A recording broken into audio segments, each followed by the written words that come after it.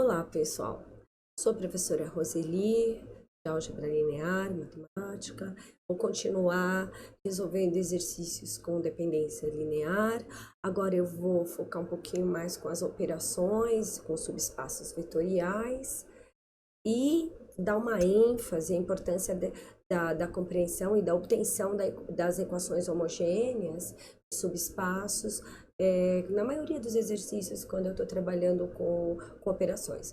E operações? Normalmente a gente trabalha com a intersecção e com a soma, né? Pegando um exemplo clássico aqui, onde eu tenho dois subespaços de um determinado espaço. O espaço é o R4, eu tenho dois subespaços onde a pergunta é ou encontra a soma ou encontra a intersecção, geralmente, ou os dois. Então, o que acontece? O primeiro subespaço, eu já tenho a equação homogênea, que é o caminho mais fácil para encontrar a intersecção. Mas no outro, eu só tenho os geradores. Então, o que eu tenho que fazer primeiro, antes de conseguir a intersecção? Encontrar as equações homogêneas desse subespaço que só é dado aos geradores. Então, de que forma? Lembrando que todo vetor daquele subespaço dado pode ser escrito como combinação linear dos seus geradores, certo? Então, faço uma combinação linear entre os dois vetores geradores e igualo a generalização que é x, y, z, t, representando todos os vetores do subespaço T, certo? Mais uma vez, eu vou relembrar que o ideal, quer dizer, não tem ideal, você pode resolver um sistema por diversos métodos, mas o método que mais facilmente vai te dar a resposta, a constatação de que você está pelo caminho certo, é o escalonamento. A substituição, principalmente com equação homogênea, a gente muitas vezes tem mais de uma equação homogênea e a gente perde resposta nesse substitui aqui e ali, você acaba perdendo resposta. Então a minha sugestão é que vocês escalonem, tá? Como eu falei aqui, eu já fiz anteriormente, eu pego os coeficientes dos escalares A e B, que eu chamei, e coloco só os coeficientes.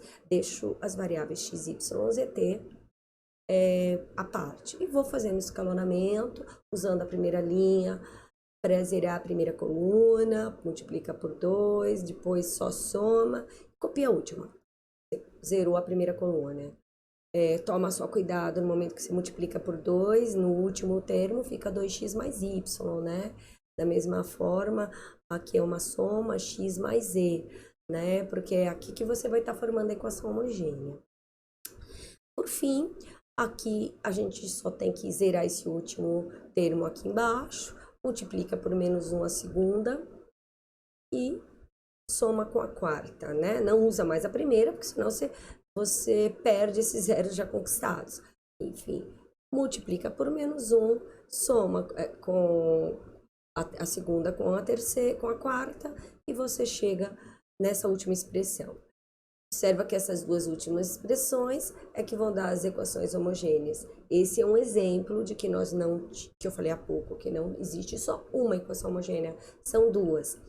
Se você gosta de fazer substituição, tenta fazer por substituição e verifique se você não perde nenhuma. Se você tiver realmente uma organização e conseguir fazer tranquilo, não há problema algum em você não utilizar o escalonamento. Caso contrário, faça dessa forma. Então, agora sim, eu tenho as duas equações homogêneas, já tinha uma do S, né? Então, eu pego agora as equações de S, a equação de S, as equações de T e encontro a intersecção. Bom, para encontrar as intersecções, eu vou fazer um novo sistema, agora com as três equações, e igual a zero, certo? Por quê? Porque são equações homogêneas. Eu vou ter um sistema homogêneo, e você não pode esquecer que o sistema homogêneo nunca será impossível. Então, ou ele vai ser SPD, e aí vai admitir somente a solução trivial, ou ele vai ser SPI, que vai admitir a solução trivial, visto que é o mínimo de intersecção que possa existir entre dois subespaços, mas pode ter algo mais. Ou seja, é isso que a gente vai constatar agora. Então, vamos lá. Aqui eu fiz por substituição, x igual a menos e. Peguei esse menos e, joguei na terceira, ficou menos e menos y mais e igual a zero. Cancelo o z, ficou fácil, e y deu zero. Tranquilo. Faço a mesma substituição aqui em cima, 2x mais y, menos t. Como eu estou deixando em função de z, então esse 2x fica menos 2z, y já é zero, então eu deixo t em função de quem? De z. Então eu tenho o x em função de z, o y que é zero, o z que é o próprio z, e o t que é menos 2z. Então, a generalização de x, y, z, t vai ser essa substituição. Então, ao invés de 4 variáveis, eu vou ter em função de uma só que eu escolhi. Você pode escolher outra variável, não tem importância, porque não existe a intersecção. Existe uma intersecção. Ah, não se esqueça que o importante é a dimensão dessa intersecção. E, óbvio, essa intersecção, visto que eu estou querendo uma base, ela tem que ser ali. E qualquer vetor que não seja o vetor nulo, ele vai ser ali. Tá certo? Deixo só em evidência esse z para caracterizar um vetor que gera todo o conjunto de vetores que são intersecção, né? E na resposta, só a base dessa intersecção é esse vetor. Eu não tive como proposta aqui questionar em relação à dimensão, mas já que eu estou comentando, né? A dimensão dessa intersecção é 1. Se você tiver o interesse de encontrar a dimensão da soma, você não precisa fazer muitos cálculos. Se for a base da soma, aí você vai ter que fazer mais cálculos. No outro slide eu faço isso. Mas somente a dimensão é tranquilo. Vamos lembrar o seguinte, a base da intersecção está sendo 1. Existe um teorema, aqui. Eu tenho o teorema aqui, da dimensão da soma em relação à dimensão dos subespaços e a dimensão da intersecção. Então, veja só essa parte que eu destaquei aqui em vermelho. Eu tenho a dimensão da soma mais a dimensão da intersecção em relação à dimensão de quem? Dos subespaços. Um dos subespaços, lá no enunciado, vocês verificaram, até retorno para dar uma olhada, olha aqui, o subespaço que a gente encontrou a equação homogênea, ele tem 2 vetores ali. Então, a dimensão desse subespaço a gente já sabe. A dimensão desse subespaço é 2.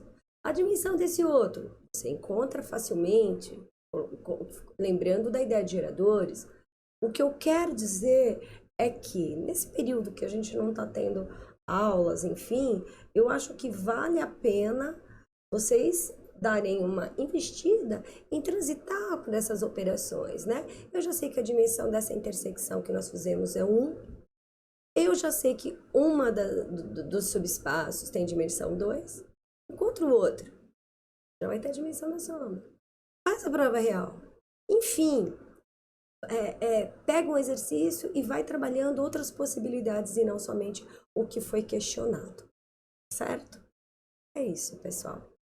A gente se vê no próximo momento, tá bom? Vamos lá. Tchau, tchau. Bom trabalho.